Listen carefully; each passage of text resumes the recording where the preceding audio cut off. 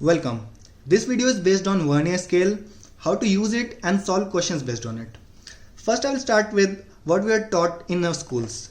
In order to get a reading from the Vernier scale, what we did is that see which marking of the Vernier scale matches the main scale marking, multiplied the value with the least count and add it to the main scale reading. So I will tell you about why do we follow this procedure and why would this procedure would make any sense to you. So let's start. Take V as the value of smallest division on Vernier scale, D as the value of smallest division on main scale. So in most of the scales, what is the case is that n of the Vernier scale markings are matched with n-1 main scale markings. In other words, we can say that n of the Vernier scale markings are accommodated in the same length which is taken by the n-1 main scale markings. So this ratio n upon n-1 is also known as the Vernier scale ratio.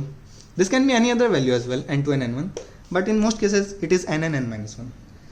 So here from this figure we can easily say that n times v, that is this complete length, n times v will be equal to n-1 times d. Okay, this will give a relation between v and d as v equals n-1 upon nd, n-1 by n times d. So one thing you have to remember here that this v is not the value of least count.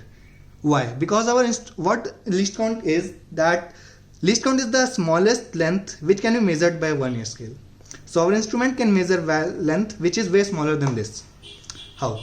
Here you will observe something that for general purposes and simple calculation we will take this value n as 10. So we will get a relation that each of this v is smaller than d by a fixed value, and this d minus v value is 0.1 times d. Why? Because n is 10, hence v equals 0.9 times d. So the difference is 0.1 times d. We'll take this value as lambda. So what I mean to say is that each of this marking lags behind this marking by a value of lambda. That is, this marking lags behind this marking by a value of lambda. So this marking will lag behind this marking by a value of 2 lambda. Why? Lambda from here, 2 lambda. This will lag behind this by a value of 3 lambda. This will lag behind this by a value of 4 lambda, and so on. So now I will show you something which is very hilarious. I made a Vernier scale at home with the available resources. I know it looks funny, but it will definitely solve our purpose. Here it is. So here I have drawn the Vernier scale with readings as alphabets to avoid confusions. So the 0 of Vernier scale, which I denoted here by A, is matching with 0 of main scale. This is the instance where the Vernier scale is reading the value 0 value, no length.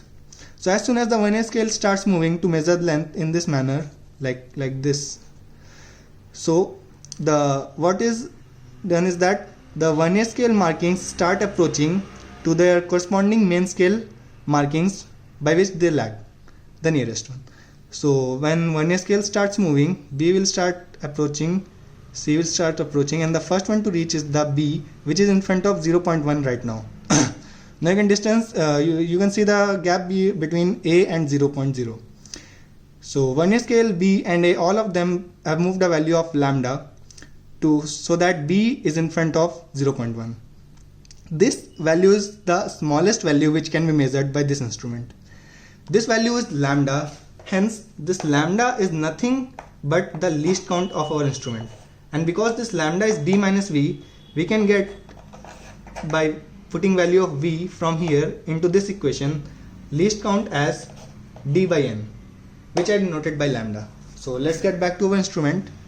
From starting, first one is b, which approaches the main scale marking. After that, C is in front of 0.2, and after further moving a distance of lambda, that is a total distance of 3 lambda, D is in front of 0.3, lambda more, and E is in front of 0.4. Hence in general we can say if the ith marking on the Vernier scale is in front of a main scale marking, then at that instance Vernier scale has moved a total distance of lambda times I to make it so. Hence we add this Vernier scale reading lambda I to our corresponding main scale reading to get the whole value. I hope you have got a bit better sense of the working. And for those of you who are interested in maths and graph, this concept is nothing but the concept of interpolation. I hope this video helped you. Thanks a lot.